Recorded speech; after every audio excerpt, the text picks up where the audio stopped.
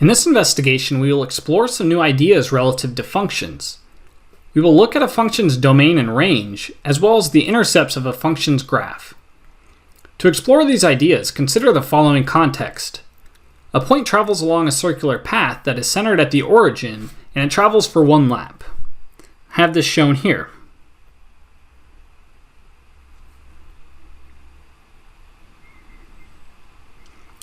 Now, let's let d represent the distance the point has traveled. So let the variable d represent the distance the point has traveled, and I have that represented here by this blue path. Now, if we look at the point's distance to the right of the vertical axis, which I have represented by a red vector, this distance to the right is a function of the distance the point has traveled. So we can assign a function f that takes as its input a distance the point has traveled and outputs the distance to the right of the vertical axis. So I have these values shown here, and if the point is to the right of the vertical axis, f of d will be positive. In this case, it's 1.91. But if the point is to the left of the vertical axis, then we'll say that the distance to the right of the vertical axis is negative. So in this case, f of d is equal to negative 2.9 because the point is 2.19 units to the left of the vertical axis. Now, as the point travels, we can track d in f of d. So let's track these two quantities graphically. So on this graph, I have values of d represented on the horizontal axis and values of f of d represented on the vertical axis. As the point makes one full lap, let's track the point d, f of d, and examine the resulting graph.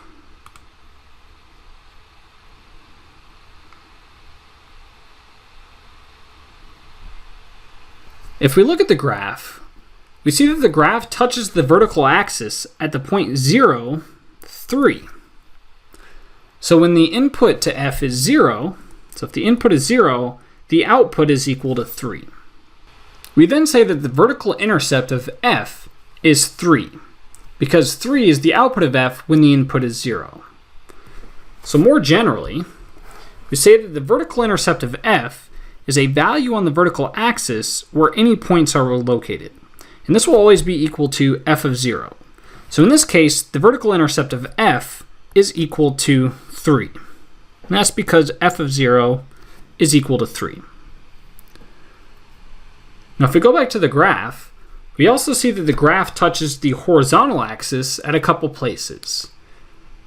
So in particular, we see that the graph touches the horizontal axis at d equals 4.71, as well as d equals 14.14.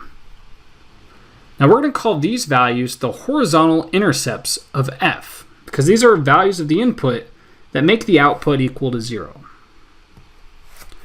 So in general, the horizontal intercept, or a horizontal intercept, of f is a value on the horizontal axis where any points are located. This will always be equal to values of d where f of d is equal to 0.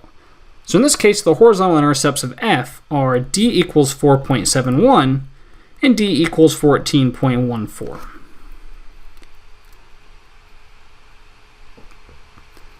Now back to the context, we notice that d can assume any value between 0 and 18.85. So it makes sense to input any value between 0 and 18.85, including these values, into the function f. Therefore, we say that the domain of f is all values of d between 0 and 18.85. So in general, the domain of f is the set of all values that it makes sense to input into f. So we decided that it makes sense to input any value of d between 0 and 18.85. So we say that this set of values is the domain of this function f. Now in the context, we also notice that the output of f, f of d, can achieve any value between negative 3 and 3, including these values. So we will say that the range of f is all values between negative 3 and 3, and we can represent this with an inequality. So in general, The range of f is the set of values that make sense as outputs of f. So f can output any value between -3 and +3. So this compound inequality represents all output values, so all values of f of d, between -3 and 3.